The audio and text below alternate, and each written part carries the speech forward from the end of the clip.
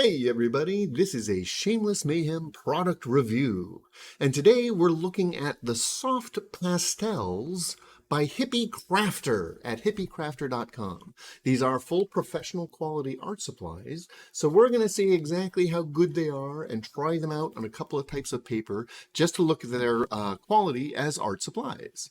So in spite of the green in the label, having fun with our green screen, we're going to be opening these guys up. There's our lovely logo. And we're going to be testing the quality on a couple of different types of paper.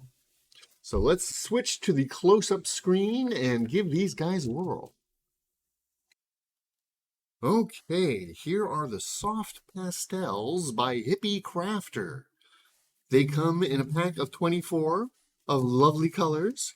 And as you can see, the package itself is plastic wrapped. And if you look closely, you can see that it's actually got some dust in it already. We haven't even opened it. Pastels are a very messy medium, so make sure you've got your cleanup materials and stuff handy. Soap and water will be enough to clean up after them, but you do want to keep them covered. That's one of the reasons why pastels will often come in a double box like this. Not only close the lid, but then have a sleeve to minimize the chance of it coming open by accident. Pastels will make a mess with all little dust and pieces and things. So the pastels themselves, lovely, vibrant colors. We have to turn off a green screen to make sure our greens show up okay. Each stick is indeed wrapped. That way you don't have to get it all over your fingertips. The wrapping is loose enough so you can slide them. It's a little bit stuck, but you can slide and peel very easily. So as you use up the color, it's easy to reduce the wrapping around it. These are technically soft pastels, which mean they can be a little crumbly. If you look closely, you can see there's some chipped edges and things, but that's not unusual for these soft pastels. So we're going to try to see how well they color on a couple of different tooths of paper, as well as see how well they blend. So we're going to start with regular roll paper, very little tooth, very smooth surface. So if we go in with color, nice controlled line, a little bit of texturing depending on how you hold your brush, hold your stick. Corners give you a nice sharp line.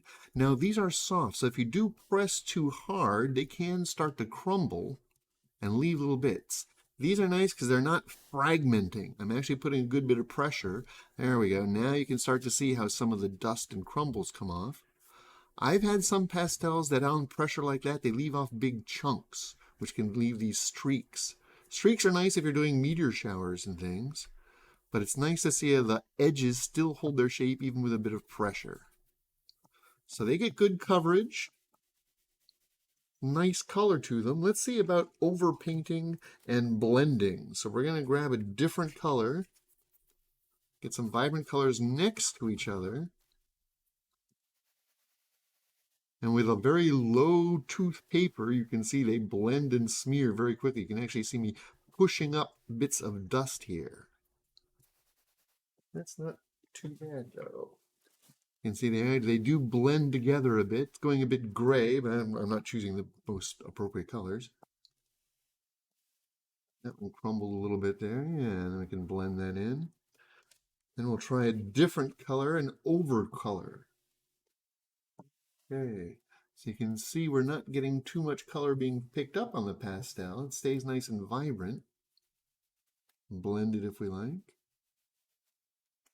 So on this very low tooth paper, you can see how we're getting good coverage, some texture from the pastels. So we'll take a couple of extra layers just if you want full solid coverage of the color. But that's not so bad. If you do want to do a lot of overcolor like this type of thing, and you want your colors to stay nice and vibrant, I do recommend a little bit of fixative between your layers, just so they don't try to blend as much as that. Nice and messy, and there we go.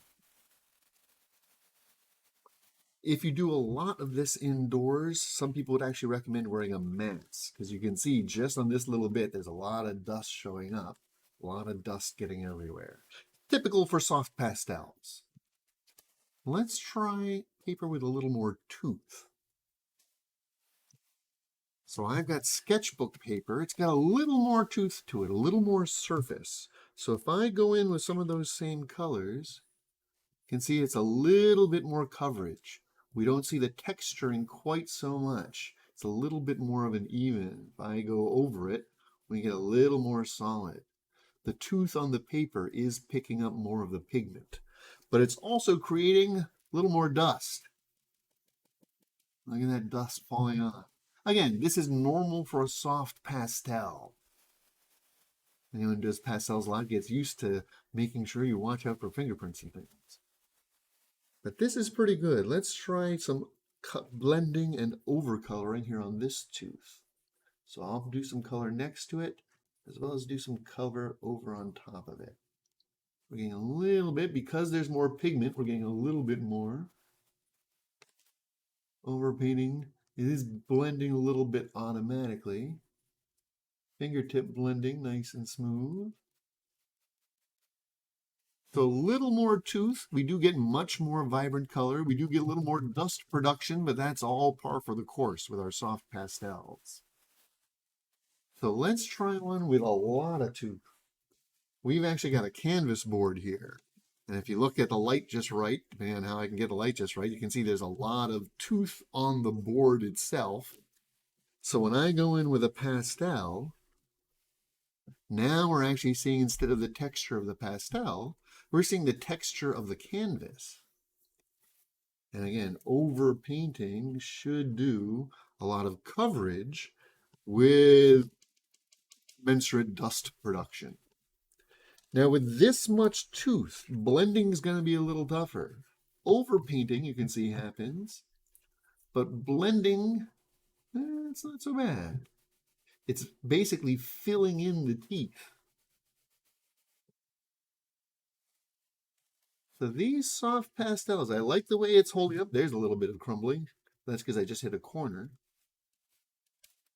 See the corner, that's that crumbling action I was talking about. Combination of tooth and the corner is getting those little bits and pieces. Now those are the pieces that smear as meteors and things. But overall, that's pretty nice. As always, you'll need to clean up because pastels are super messy. But that's also one of the things that makes them fun. So overall, I am indeed pleased with the quality of these things. The colors are nice and vibrant. There's a good selection in the pack of 24.